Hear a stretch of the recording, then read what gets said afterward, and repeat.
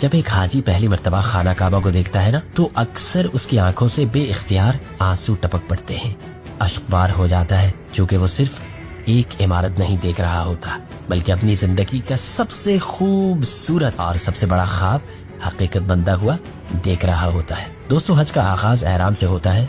مرد 2 سفید چادریں پہنتے ہیں جبکہ عورتیں سادہ لباس میں ہوتی ہیں۔ احرام انسان کو یہ احساس دلاتا ہے کہ دنیا کی ساری شان و شوکت عارضی ہے۔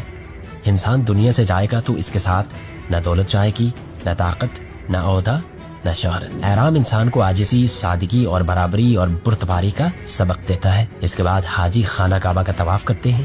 طواف میں مسلمان کعبہ کے گرد 7 چکر لگاتے ہیں۔ دوستو، دنیا بھر کے مسلمان ایک ہی مرکز کے گرد گھومتے ہیں اور یہ منظر انسان کو یاد دلاتا ہے کہ ایک مومن کی اصل مرکزیت اللہ ہے، نہ دنیا، نہ خواہشات نفسانی اور نہ مادیت۔ پھر اس کے بعد صفا اور مروہ کے درمیان صحیح کی جاتی ہے۔ یہ عمل حضرت حاجرہ سلام اللہ علیہا کی اس بے مثال جد و جہد کی یاد میں کیا جاتا ہے جب وہ اپنے ننھے بیٹے حضرت اسماعیل علیہ السلام کے لیے پانی کی تلاش میں صفا اور مروہ کے درمیان دوڑ رہی تھی۔ یہ فقط ایک رسم نہیں بلکہ امید، صبر اور اللہ پر کامل یقین کا سبق ہے۔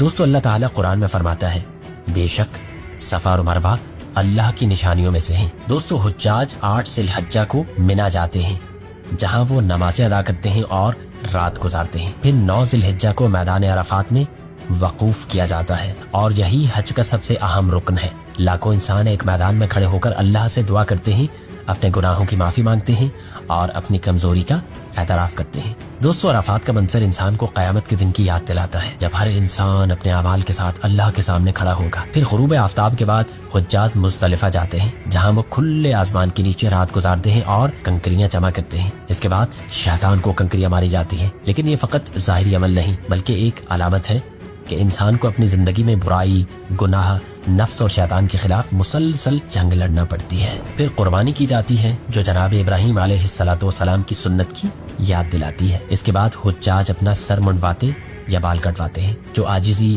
پاکیزگی اور نئی شروعات کی علامت سمجھی جاتی ہے۔ اللہ تعالیٰ قرآن میں فرماتے ہیں، نہ ان کے گوشت اللہ تک پہنچتے ہیں اور نہ ان کا خون، بلکہ تمہارا تقوی اللہ تک پہنچتا ہے۔ دوستو، یہ آیت انسان کو سکھاتی ہے کہ اسلام میں اصل اہمیت ظاہری رسموں کی نہیں بلکہ اخلاص قلب اور تقوی کی ہے۔ دوستو، حج کے دوران روزے کے حوالے سے بھی ایک اہم نکتہ ہے۔ 9 ذی الحجہ یعنی یوم عرفہ کا روزہ حج نہ کرنے والے مسلمانوں کے لیے بہت فضیلت رکھتا ہے۔